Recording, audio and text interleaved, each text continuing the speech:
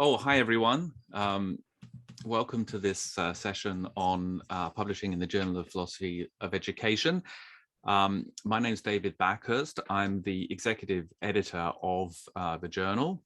And with me here are the two co-editors, Paul Standish and Emma Williams. And we're here essentially to answer questions about publishing in the journal. Let me begin by just talking for a couple of minutes about the journal. The Journal of Philosophy of Education is the journal of the Philosophy of Education Society of Great Britain. And this, of course, is VSGB's conference. So the journal has a long and proud history. It was founded 55 years ago by Richard Peters and Paul Hurst. Am I right in that, Paul? By Richard Peters primarily, I think. Yeah, and has been publishing continuously ever since. The first couple of volumes published 6 articles in the entire volume. So the first year they published 6 papers, and the second year they published 6 papers. Now the journal publishes 6 issues a year, 3 of which are special issues and 3 of which are regular issues. And the journal is a referee journal, which is to say that the papers that are submitted, whether for regular issues or special issues, are peer reviewed. So the journal sometimes is asked, what approach to philosophy of education does the journal take? And the answer is, we don't have a commitment to any particular kind of philosophy of education. We publish a wide range of papers by a wide range of authors taking a variety of different approaches to the subject.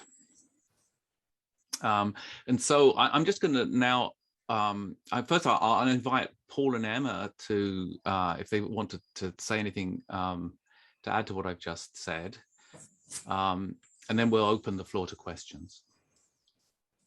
Well, just on the pages, if I may, you're right that it started with about 70 pages, I think, when the journal was first out. And it stayed about that level for about 12 years. And then it went up to about 180 pages. Then from the early 90s, we were publishing 700 pages a year. I don't really know what it is now, but it's certainly at least 50% more, probably twice as much as that. So it's an immense increase with this new contract, and it's given us scope to do new things, and we can talk about that a bit. Emma, did you want to say something too?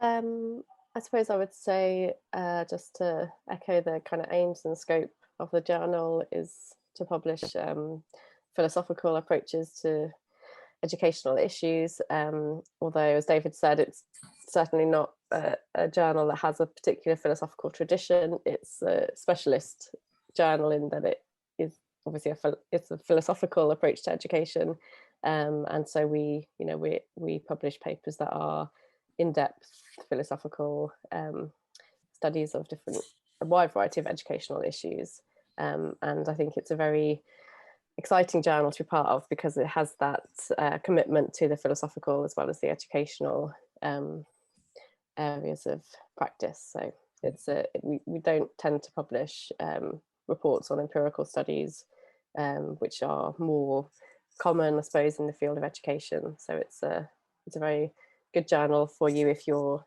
interested in philosophy and writing about education from philosophical perspectives. Okay, thanks, Emma. Paul. So let's just open the floor to questions, which you can ask by most easily by using the raise hand function, or you can put them in the chat if you prefer.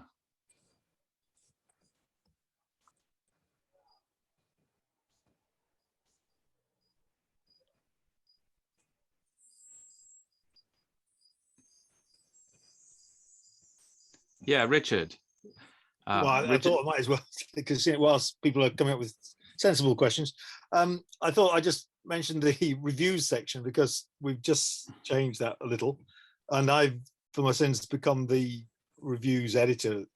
So I'm looking for anybody who fancies reviewing educational philosophy and just straight philosophy books. Just let me know, send me an email, and I will gratefully recruit you.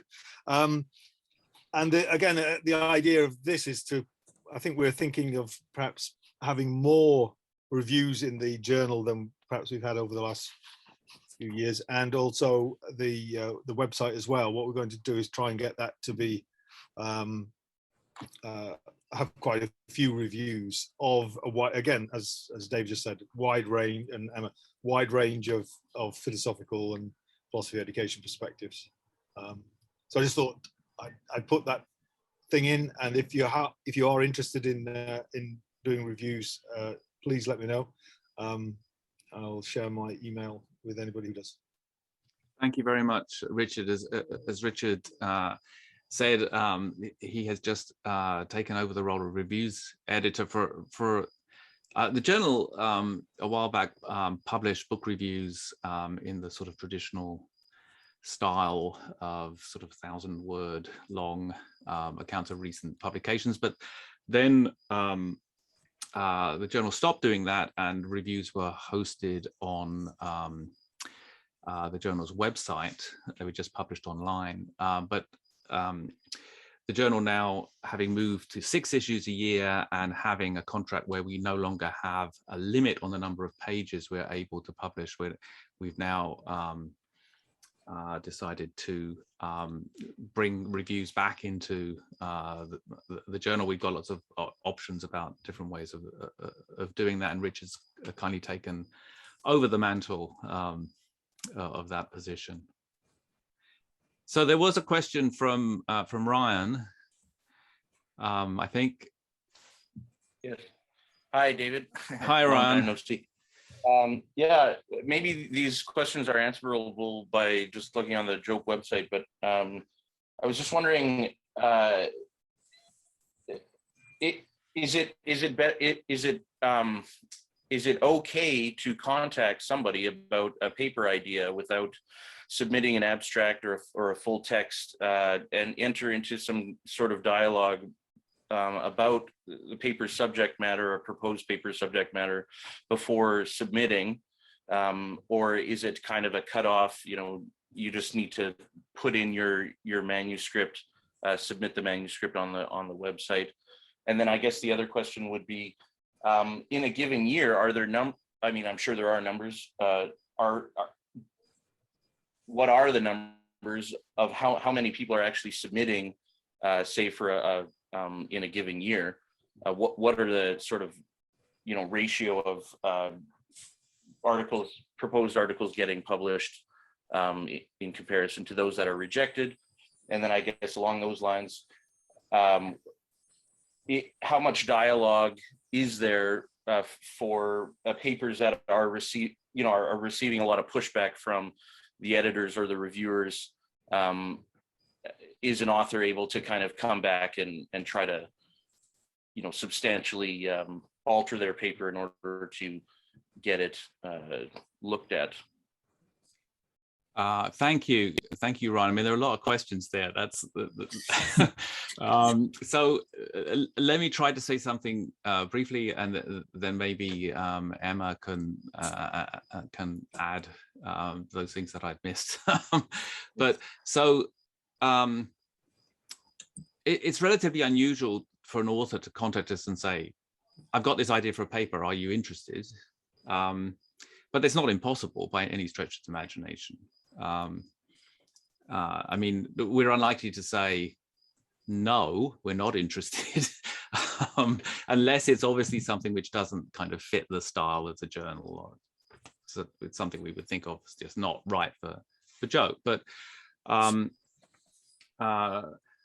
obviously, what we need to see is the paper, and the easiest way to see that is if the thing is submitted. Articles are submitted through the Manuscript Central portal for submission. So you can find that from, you go to the journal's website, you'll see a submit an article button, and that's the way to get your article into the system. Once it's in the system, it's then, if we deem that it's appropriate for the journal, if it was an empirical paper, as Emma said, it's not the sort of thing that we publish. So we have the option of saying this isn't for us at that point. But if we think it is for us, then we send it out to normally two blind reviewers. That's to say, you don't know who they are as the author, and they don't know who wrote the paper. And they produce assessments. They can say accept, they can say accept with minor revisions, they can say major revisions, or they can reject. And those recommendations come back to Emma, Paul, and myself, and then we decide whether to take the advice of the reviewers, if you like. Normally, of course, we would, but we have the discretion to make a verdict we feel appropriate. And at that point, the author, if they've been asked to revise the paper, what we expect is that the author will produce a revised version in which the revisions are tracked, so we can see exactly what they've done.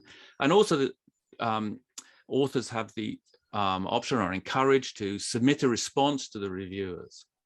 So the author can say, that's a good point, but I didn't feel it was appropriate to address it. So it's not that the reviewers, as it were, produce a verdict which absolutely compels the author to do exactly what they're telling them to. There's certainly room for dialogue and discussion about how the paper should be revised. Emma's responsible for the regular issues, and so she deals with a lot of these kinds of matters. Yeah, that's, I think what David said is perfect. One thing I would say about the point about the volume of papers that we publish is it's kind of related to the point that Paul made at the start, that now we don't have a page limit for the journal, so we have a lot of scope to publish quality material. So it's not like we're kind of limited in terms of we can only accept this number of papers for an issue. So, you know, in that sense, it's a very good position to be in, because if something good is submitted and the reviews are there, we don't have to make judgments between papers now. We can publish.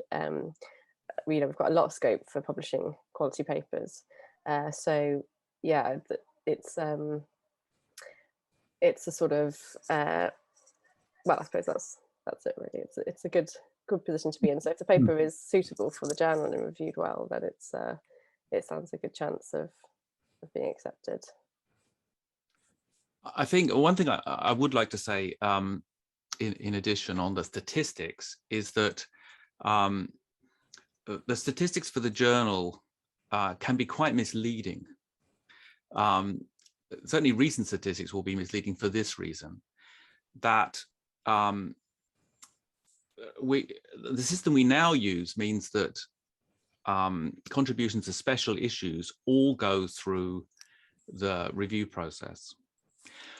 But contributions for special issues are usually accepted for this reason, that they've been commissioned by the editors of the special issue, and a lot of work will have gone into the reviewing and revision of those papers before they even get to the point of being submitted.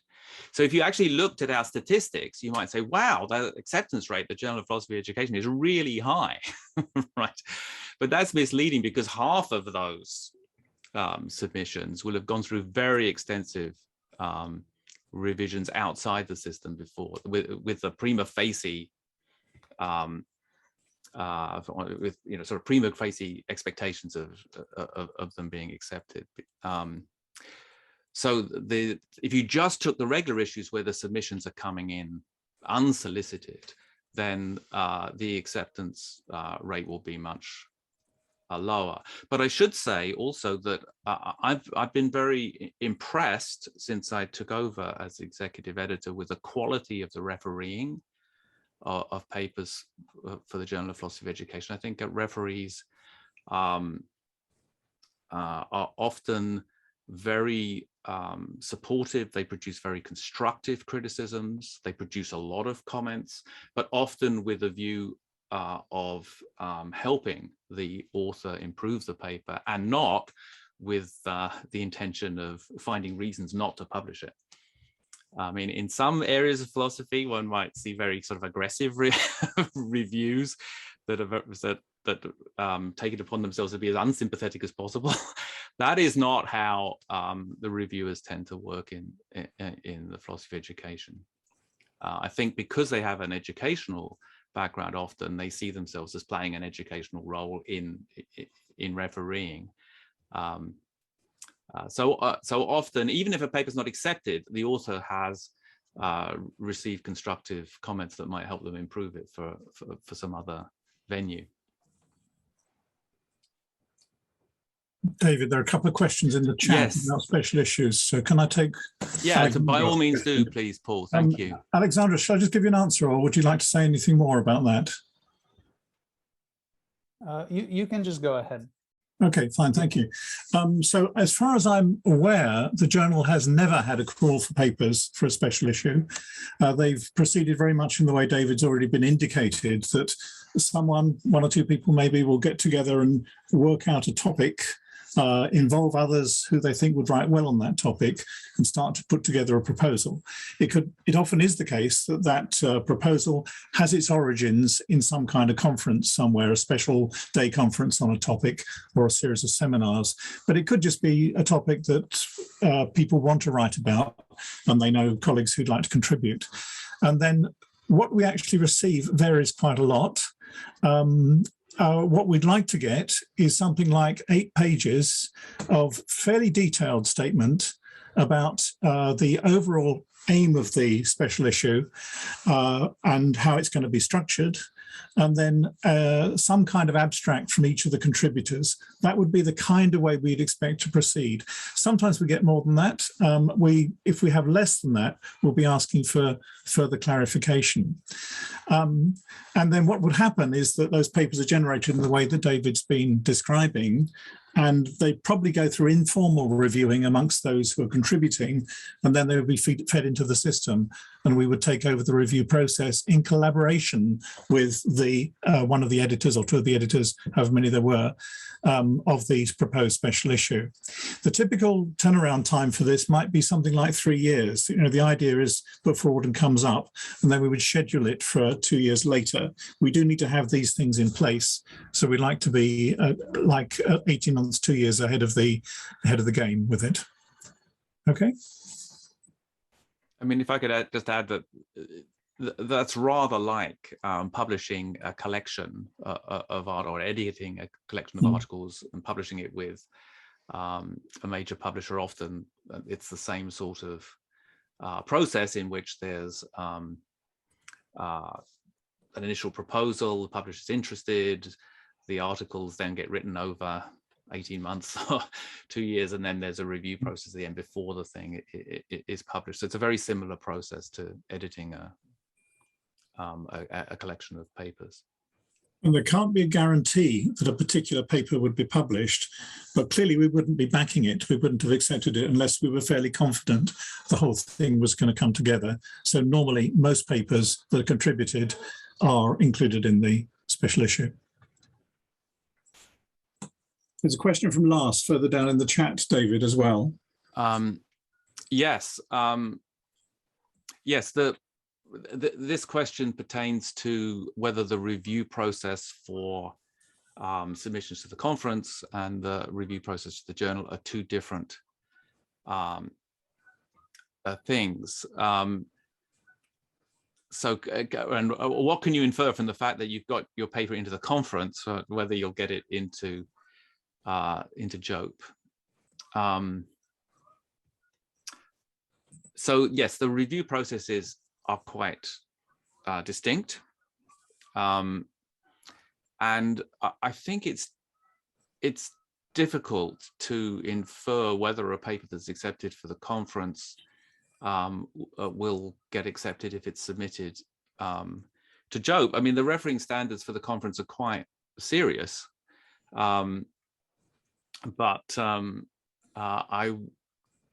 there's certainly no guarantee, let's put it like that. So I don't know what the statistics are, but it's certainly true that you know, we would be interested to receive as submissions to the journal papers that have been written for the conference, and papers where you feel that, you know, the paper's good, you had a good discussion, you got good feedback. Yeah, by all means submit. But there's certainly no presumption that something that was presented at the conference would get published in JOPE. Is that fair? Do you think, Paul or Emma?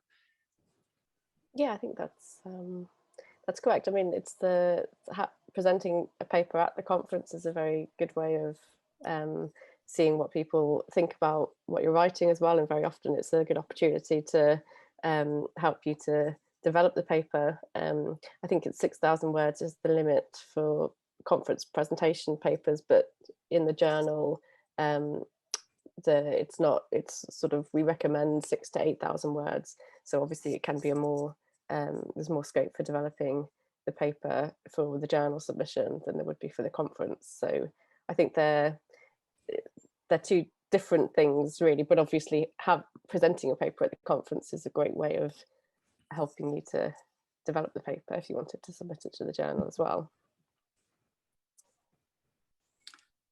Kate, you have a question. Yeah, thank you. This is all really helpful. There was a really nice example in the session earlier about submitting to the conference of like things not to do, which was like, don't write 5,000 words on Kant and at the end say the educational implications are so clear we don't need to state these, and like this was maybe a thing to avoid. I just wondered if you had anything similar or sort of similar advice. You know, it's the equivalent of, I was an English teacher and we always said students, don't end your stories with, and I woke up and it was all a dream. But are there things that's good things not to do, or things that make you hold your head in your hands and weep when you see them come up, if that's not oversharing? Thank you. That's a very good good question. I think, yeah, so the issue of the integration of educational themes in a paper is an interesting one, because sometimes there can be good questions that delve good papers that delve very deeply into philosophical terrain, and sometimes you have to go there and allow the logic of that subject matter to unfold in the paper. And sometimes it's not a good idea to be doing that and constantly saying, oh, well, by the way, you can see there's an educational importance there. By the way, you can see the connection. So you will find papers in the journal that are essentially philosophy papers where the educational implications are visible and are noted, but are not up front and center throughout the entire thing. And I don't think we mind that unless there's an artificiality about it. If it's really a paper on the particular philosophical issue, which has been topped and tailed by some thoughts about education, that's unsatisfactory. So there has to be a kind of organic relation between the discussion and educational themes. That's for sure. I don't know, but Emma or Paul, can you think of some responses to Kate's? I think, sorry.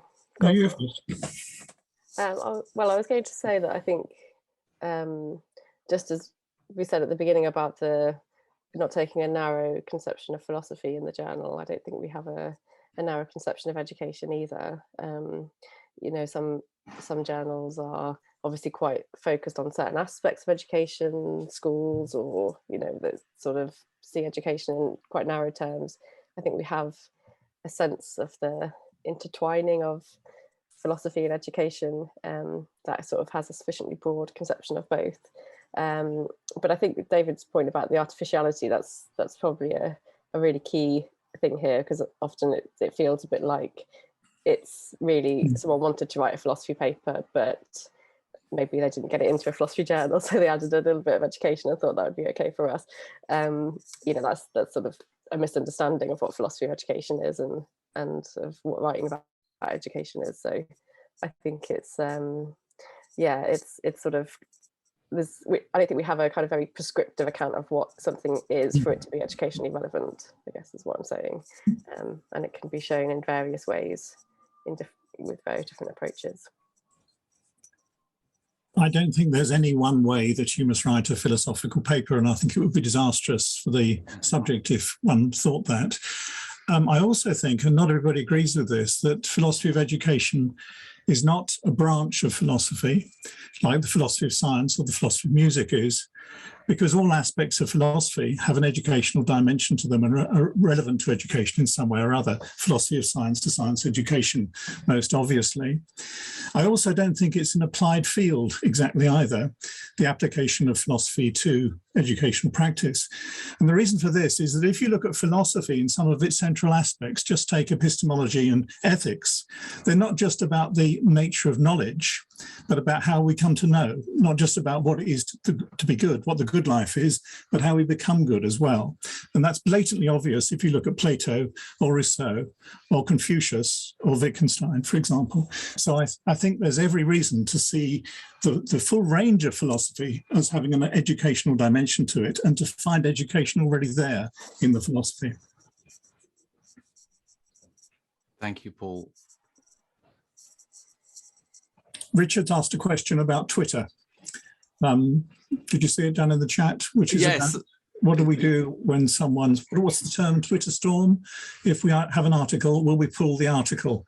It's never happened quite, but Andrew Davis has come close to being a victim of Twitter storm, or perhaps he would say was. And so I think it's up to you to answer this, David. I can answer it quite happily, but yeah, go ahead, Paul. Well, they wouldn't pull the article.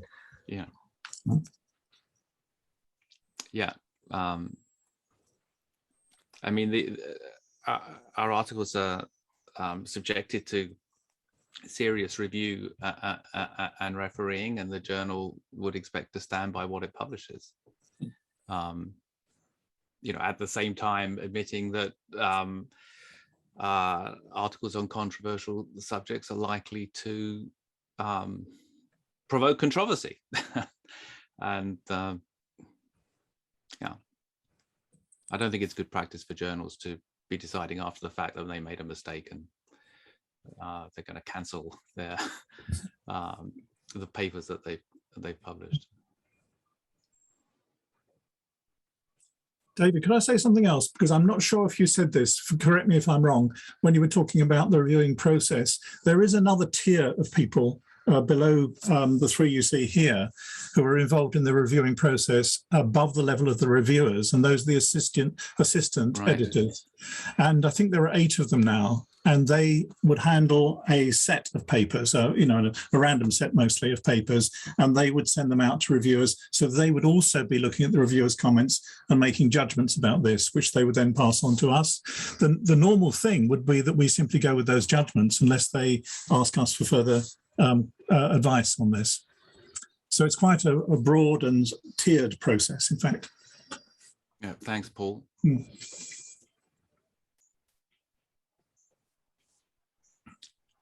Okay, I guess we're pretty much at time. So thank you all for coming. If you have further questions, you're welcome to contact me directly by email, or Paul or Emma. We'd be very happy to answer further questions.